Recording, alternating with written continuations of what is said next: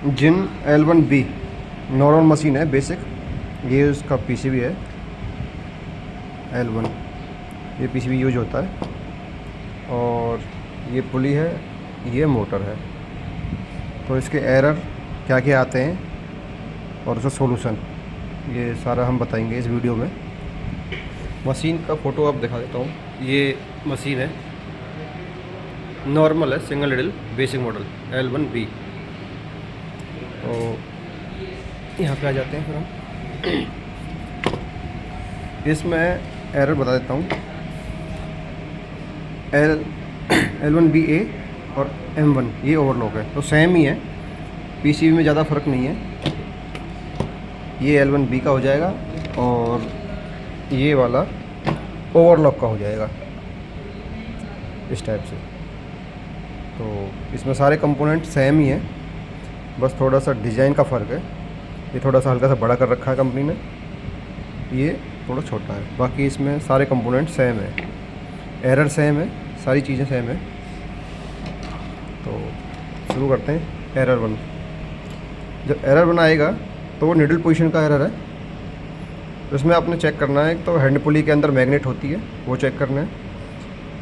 Motor के अंदर needle position के लिए एक सेंसर होता है 3144, वो चेक करना है, वो तो ख़राब नहीं है।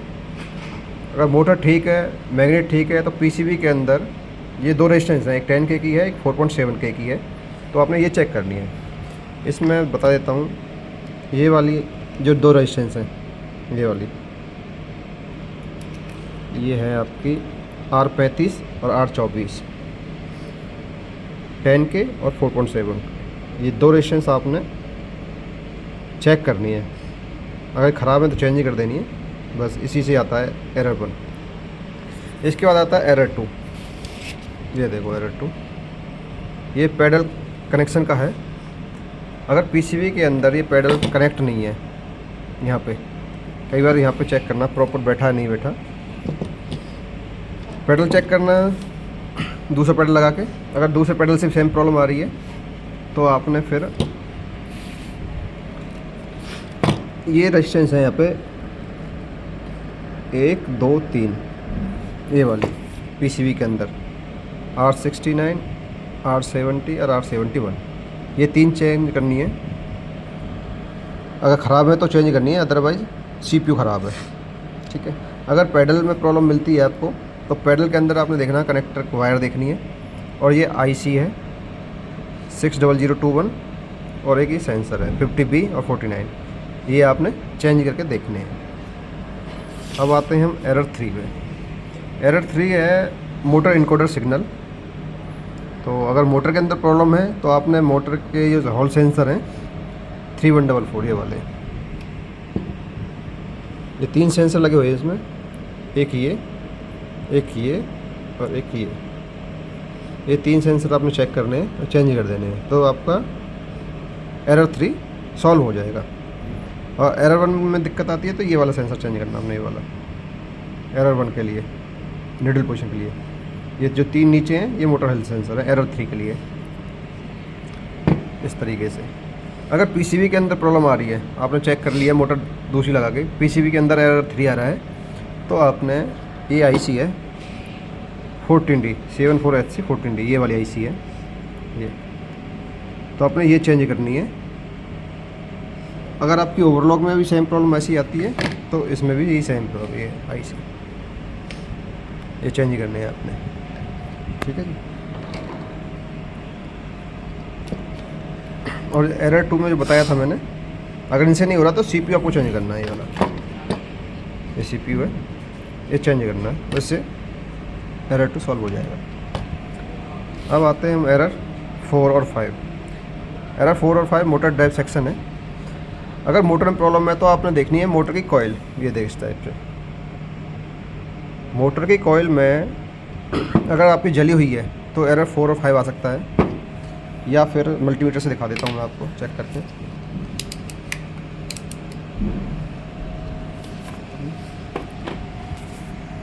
ये आपने साउंड पे कर लेना है मल्टीमीटर को, ये साउंड आ गया इस तरीके से।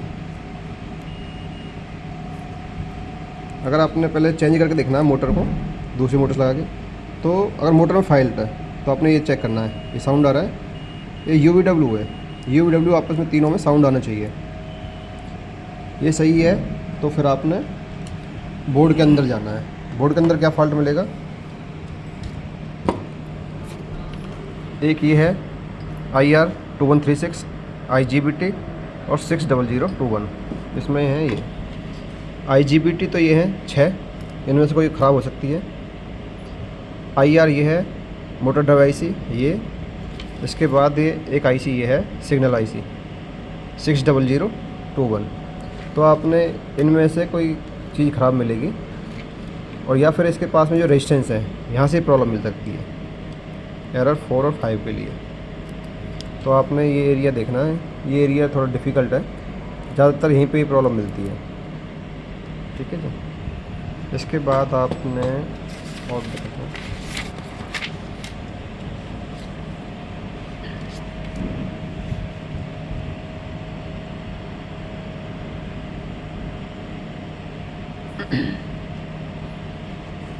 एरर 7 और एरर 8, ये हेड सेफ्टी का है, CPU का भी हो सकता है।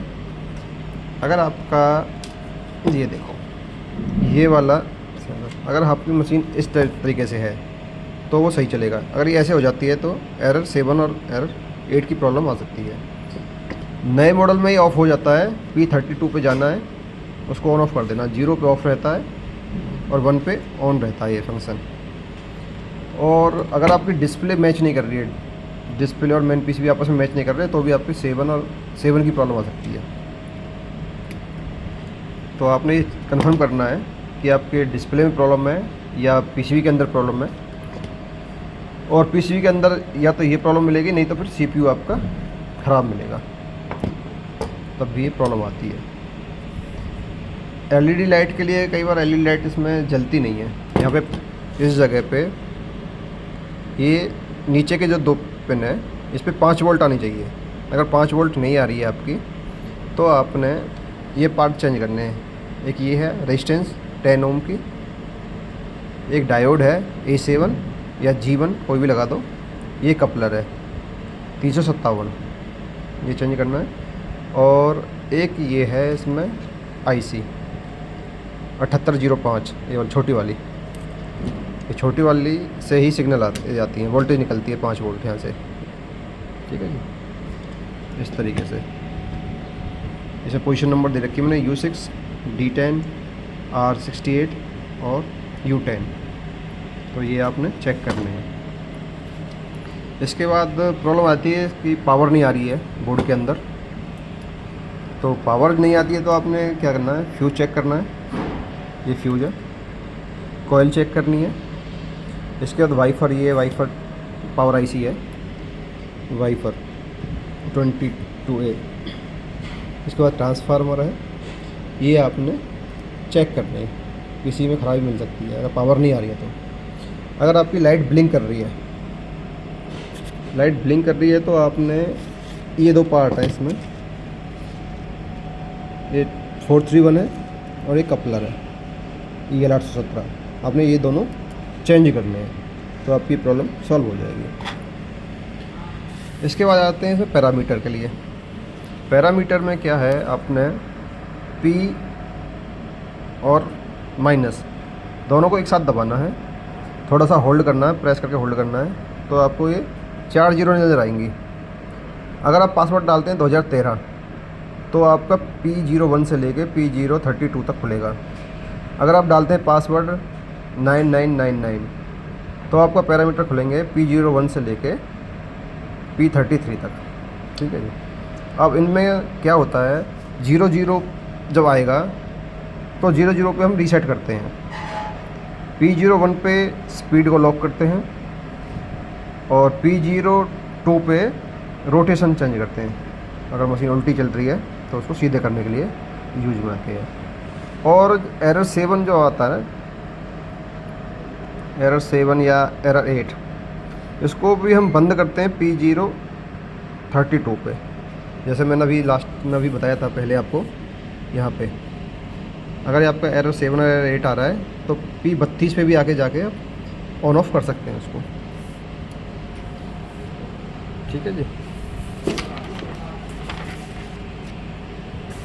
अगर आपको कोई भी प्रॉब्लम आती है इस बोर्ड से रिलेटेड तो आप मेरा नंबर नोट कर लीजिए। तो कोई भी दिक्कत आती है आप मेरे को व्हाट्सअप करिए, क्योंकि मैं फ़ोन कई बार बहुत बिजी रहता हूँ तो उठा नहीं पाता। आप नंबर लिख लीजिए 9871762751। मेरे को खाली आप व्हाट्सअप करें और प्रॉब्लम है उसकी वीडियो बना के भेज दें, तो मैं आपको उसका सॉल्यूशन जब भी टाइम मिलेगा मैं आपको भेज दूँगा। Thank you.